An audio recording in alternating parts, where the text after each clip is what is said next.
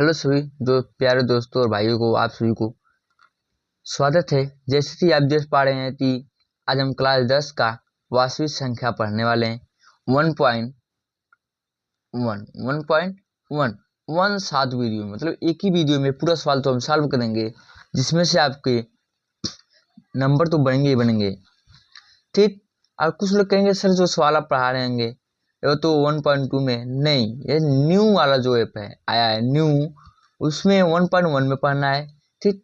और चैनल तो like share subscribe कर दीजिएगा। जिसको 1.7 नहीं चाहिए, छोटा सा वीडियो चाहिए, 2 लेक्चर में ऑलरेडी अपलोड है, वीडियो के डिस्क्रिप्शन में उसका लिंक दिया गया है, जाके जरूर देख लें।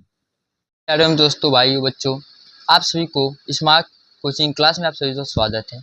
जैसे कि आप कुछ नहीं पढ़े हैं तो आज से शुरू करिए और पढ़ना स्टार्ट करिए, और 95 प्लस नंबर मैथ में लाने की गारंटी देते हैं। ठीक। जितना पढ़ाएंगे उतना पढ़िएगा और घर पे बैठते रिविजन जरूर करते रहिएगा। और चैनल में पहली बार है तो चैनल सब्सक्राइब, लाइक और शेयर जरूर करिएगा। अपने दोस्तों में जरूर शेयर कर दीजिए। सबसे पहला सवाल है कि निम्नलिखित में से निम्नलिखित संख्याओं को अभाज्य गुणनखंड के गुणनफल के रूप में व्यक्त कीजिए। अभाज्य गुणनखंड क्या होता है, गुणनफल के रूप में कैसे व्यक्त करते हैं, नहीं जानते तो आइए हम सीखते हैं। सबसे पहले जैसे आप एलसीएम निकालते हैं ना, ठीक उसी प्रकार इसको भी गुणनखंड करना है और गुणनफल के रूप में लिखना है। बस सेम भाषा है। ये पहला हम देखते हैं 140। हमारा क्या है 140। अगर 140 तो हम तोड़ रहे हैं तो कैसे तोड़ सकते हैं, 2 गुना 4, 4 पच्चे 20, 20 सते 20 से 7 पढ़ेंगे, 7 गुना 14, 140 हो जाएंगे। ये तो आपके हो गए गुणनखंड के रूप में। आप तो व्यक्त किस में करना है, गुणनफल के रूप में। कि ऐसा लिखेंगे तब भी आंसर सही है और ऐसे लिखेंगे तब भी। 2 का स्क्वायर गुणे 5 का स्क्वायर गुणे 5 का स्क्वायर नहीं 5 बार है, तो 5 एक ही बार है 13 बार, ये हो गया आंसर। ठीक। सेम एकदम यही तरीका आपको भी अपनाना है। अब आप आता है दूसरा सवाल, कितना 156 है। इसको गुणनखंड के रूप में कैसे व्यक्त कर सकते हैं ये देखिए। अगर हम केवल पढ़ते जाएं ऐसे ही बिना एलसीएम निकाले हम करें तो कैसे लिख सकते हैं, 2 गुणे 2, 2 दूना 4, 4 तिहाई 12, 12 का दूरा जब 13 में करेंगे तो आ जाएगा 156। ठीक। 12 का दूरा हम 13 में करेंगे तो 156 आएगा। जैसे कैसे हम चेक करना चाहते हैं, चेक भी कर सकते हैं, कोई दिक्कत नहीं।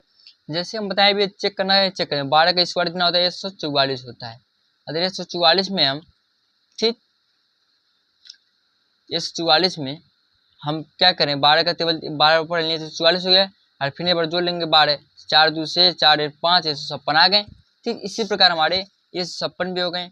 इसको भी लिख लीजिएगा, 2 का पावर गुणे 3 गुणे 13। इसको भी आसानी से लिख लिया हुआ आपका आंसर। सिंपल सवाल है, ज़्यादा कठिन सवाल नहीं है।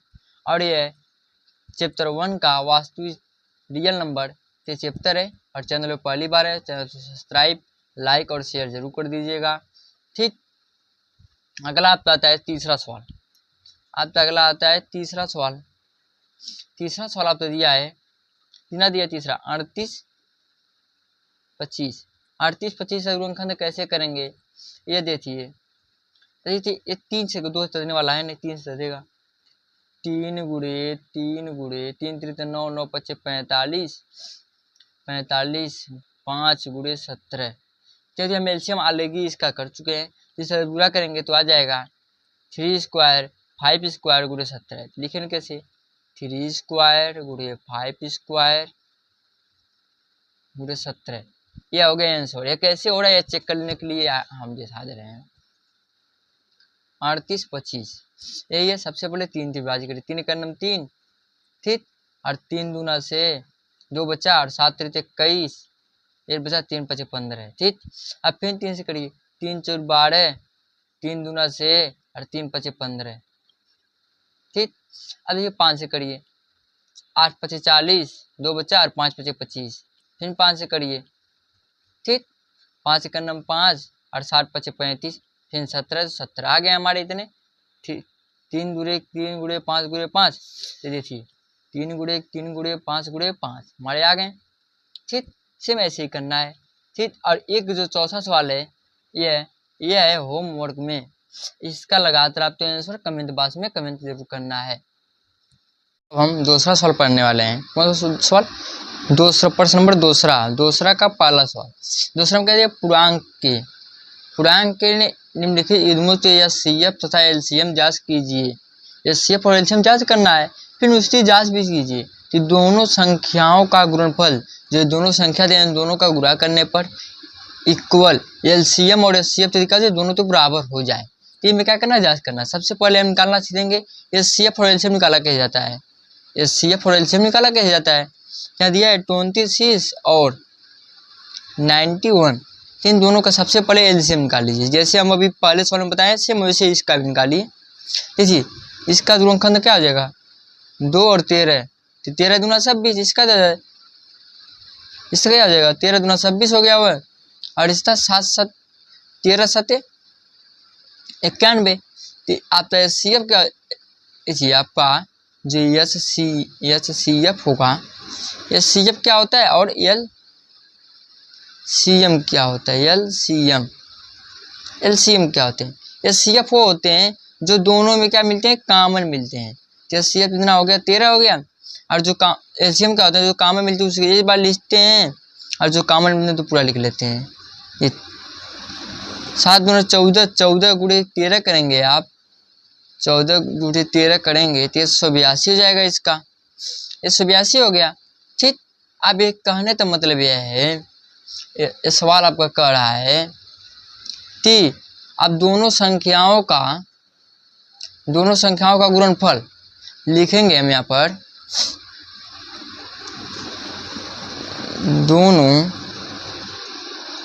संख्याओं का गुणनफल इक्वल एचसीएम इक्वल गुणे एलसीएम। दो संख्या क्या है, 13 गुणे 26 गुणे 91 है, और एचसीएफ क्या है 13 गुणे, और एलसीएम क्या है 182 है। इन्हीं दोनों का गुणा करना है। ऐसे इन दोनों का हम गुणा कर रहे हैं तो हमारा आंसर क्या आएगा, वही जो हमारा हो जाएगा आंसर।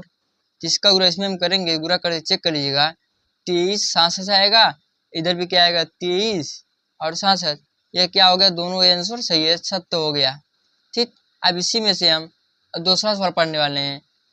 अब हम पढ़ने वाले हैं तीसरा सवाल। तीसरा सवाल क्या है, अभाज्य गुणनखंड विधि द्वारा निम्नलिखित पूर्णांकों के एलसीएम और एचसीएफ जांच करना है। तो एलसीएम जांच करने के लिए बहुत बचपन में आप सब इस माध्यम से सीखे होंगे, जो ऐसे रहता है। ठीक, और एचसीएफ क्या करते हैं, दोनों में क्या करते हैं, कॉमन निकाल लेते हैं। हम छोटे बच्चों का काम नहीं करते, हम करेंगे 10 में तो 10 चलाए काम। ठीक, जैसे में दिया है 12 15 21, तीनों का एलसीएम निकालना है, एचसीएफ निकालना है। इसे 2 दूना 4 और 4 तिहाई 12, यह हो गया गुणनखंड, एलसीएम निकल गया। फिर 3 गुणे 5 तो 3 5 15 और 7 3 21 देख लीजिए, 3 7 21, और एचसीएफ क्या हो जाएगा, एचसीएफ होता है ना, हाँ एचसीएफ क्या होता है, जो तीनों में कॉमन मिले, तीनों में जैसे 3 कॉमन मिल रहा है 3 हो गया एचसीएफ, और एलसीएम निकाल लेंगे एलसीएम निकालने के लिए जैसे जो कॉमन मिला उसे एक बार लिखेंगे 2 गुणे 2, यह ठीक, और 3 है तो 3, और गुणे 5 है तो 5, और गुणे 7 है तो 7, कोई दिक्कत नहीं, इधर हो जाता है। जैसे 2 दूना 4, 4 3 12, 12 5 7, और 6 से 42 हो गया 420। आपका आंसर कितना हो गया 420। जो एचसीएफ था वो 3 आ गया, एलसीएम का जो था 420 आ गया। इसी तरह पे हम दूसरा सवाल करेंगे। दूसरा सवाल क्या कहा है हम देखेंगे। अब दूसरा सवाल क्या है, 17 23 29, इसे न 17 का, देखिए न 17 का एलसीएम निकल गया, न 23 का, न 29, तीनों से एलसीएम नहीं निकलेगा। जब एलसीएम निकलेगा तो एचसीएफ लिख लीजिए, एचसीएफ सीधा 1 हो जाएगा, और एलसीएम जो होगा एलसीएम, तीनों को गुणा कर लीजिए, 17 गुणे 23 गुणे 29, इन दोनों का क्या कर लीजिए, आपस में गुणा कर लीजिए, तो आएगा कितना 11,319 39। यह हो गया आपका एलसीएम, यह हो गया आपका एचसीएफ। ठीक, हमें लगता है आपको यहाँ तक सवाल में कोई दिक्कत नहीं है। और तीसरा सवाल आपका है, बहुत आसानी सवाल लाइए, इसमें बता दे रहे हैं, 2 में होमवर्क दिए, इसमें बता दे रहे हैं। 8, 9 और 15 का, जैसे आज तक जो होता है 2 दूना 4 और 4 दूना 8, 3 त्रिते 9 और 3 पचे 15। ये आज का हो गया, ये 9 का हो गया, ये 15 का हो गया। तीनों का निकाल लिए, तीनों तुम क्या निकाल लिए। ये तीनों में कुछ कॉमन नहीं मिल रहा है, ये सीएफ हो जाएगा आपका 1 और एलसीएम जो हो जाएगा 8 9 72, 8 9 72, 72 गुणे सॉरी ये 25 है ना, इस सवाल में 25 है। ठीक है, 15 ले लीजिए थे तो 25, 5 पचे 25 हो जाएगा। ठीक है, अब एलसीएम के लिए क्या करेंगे, एलसीएम 8 गुणे 9 गुणे 25 तब गुणा करेंगे तो 18 हो जाएंगे, सीधा आपका एलसीएम हो गया। अब हम पढ़ने वाले आगे चौथा सवाल, प्रश्न नंबर चौथा। ठीक, तो चौथा सवाल है, यह सीएफ 300 से 857 तक सीएफ दिया है 9 और एलसीएम पूछ रहा है। तो देखिए सबसे पहले लिखेंगे हल, लिखेंगे हल, फिर लिखेंगे दिया है। क्या दिया है, 300 से और 657 तक सीएफ दिया है 9। ठीक, मान लीजिए लिख लीजिए एस सी एफ इक्वल 9 और एलसीएम क्या करना, ज्ञात करना है। क्या आप जानते हैं, क्या करते हैं, हम जानते हैं, लिखिए हम जानते हैं। ठीक, एच सी एफ गुणे एलसीएम इक्वल दोनों संख्याओं का गुणनफल क्या होते हैं, आप में बराबर होते हैं। एलसीएम ज्ञात करना है तो लिखिए एलसीएम इक्वल दोनों संख्याओं का गुणनफल और बते में एचसीएफ क्या करना, भाग कर देना है। एलसीएम दोनों संख्या क्या है, 300 से गुणे 657 भागा 9, हमें क्या करना है, भाग गुणा करते भाग करना है। ठीक, तो गुणा करते भाग करेंगे तो हमारा एलसीएम आएगा, एलसीएम 22 33,000, यह हो जाएगा आपका एलसीएम। ठीक, आप चेक कर सकते हैं। और हम अगले वीडियो में पढ़ने वाले हैं सवाल 5 से 7 आज तक पढ़ने वाले हैं। ठीक, और ये वीडियो लाइक और शेयर और सब्सक्राइब जरूर कर दिए। पीडीएफ चाहिएगा तो एक बार व्हाट्सएप पे मैसेज जरूर करिए, हम आपको पीडीएफ फ्री में दे देंगे। आपका है 5वां सवाल, तो इसमें जैसे दिया क्या है, जांच कीजिए कि क्या प्राकृतिक संख्या n के लिए प्राकृतिक संख्या 6 पावर n का अंत 0 पर समाप्त हो सकती है। तो सबसे पहले हम समझ लेते हैं नियम क्या होता है, उसके बाद हम सवाल लगाएंगे। 6 पावर n तो इस पर समाप्त करना है 0 पे समाप्त करना है, तो एक अंक मान लिए हम। तो क्या हो सकता है, 6 पावर 1, 6 पावर 2, 6 पावर 3 जैसे कुछ भी हो सकता है। नियम क्या कहता है, नियम यहाँ पर लिखा गया है ना, यदि संख्या का गुणनखंड 2 पे पावर n गुणे 2 पे पावर n गुणे 5 पे पावर n तो रूम में होता है। ठीक, तो 0 पर समाप्त हो सकता है। ठीक, और नहीं रहेगा तो नहीं समाप्त हो सकता है। सबसे पहले हम सवाल देखेंगे। अब ये सबसे पहले हम 6 का गुणनखंड किए हैं, 6 का गुणनखंड करने पर 2 और 3 प्राप्त हुआ है, तो 6 का गुणनखंड 2 और 3 हो गया। तो सवाल में क्या आएगा, संख्या का गुणनखंड करने पर 2 और 5 का रूप नहीं है, 2 और 5 का रूप नहीं है, इसलिए 6 पे पावर n सभी 0 पर समाप्त हो ही नहीं सकता है। बस आपको इतना ही लिखना है बस। और चैनल को पहली बार है, चैनल को सब्सक्राइब, लाइक और शेयर ज़रूर करते रखिए। ये वीडियो आपको 5 नंबर तो लाना ये अनिवार्य करेगा। ठीक, अब अगला सवाल आपका आता है 6 नंबर, व्याख्या कीजिए कि इतना भाजक संख्या क्यों है। मतलब भाजक संख्या क्यों है, भाजक संख्या का मतलब ये होता है भाज्य संख्याओं के तब 2 से अधिक संख्या आते हैं तो क्या कहते हैं, भाजक कहलाते हैं।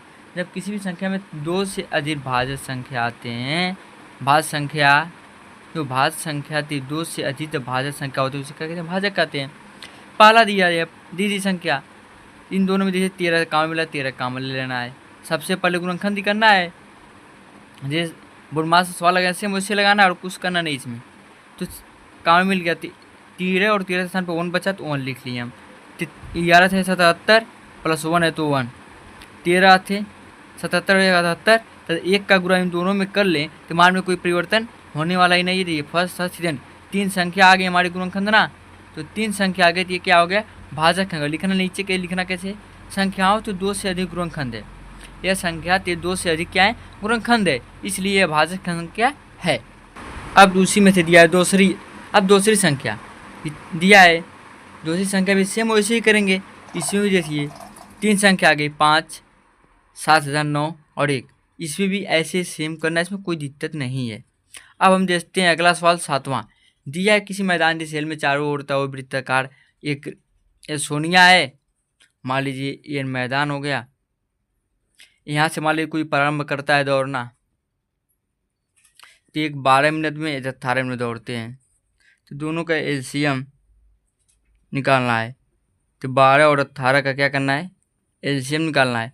तो 12 और 18 का एलसीएम निकाल लेंगे, 12 और 18 जब एलसीएम हम निकालेंगे तो 6 दूना 12, 9 दूना 18, 3 दूना 6, 9, 3, 3, 2 दूना 4, 4 3 12, 12 3 37। या 37 मिनट बाद दोनों क्या होंगे, पुनः अपने ही बिंदु पर मिल जाएंगे। कितने मिनट बाद, 37 मिनट बाद।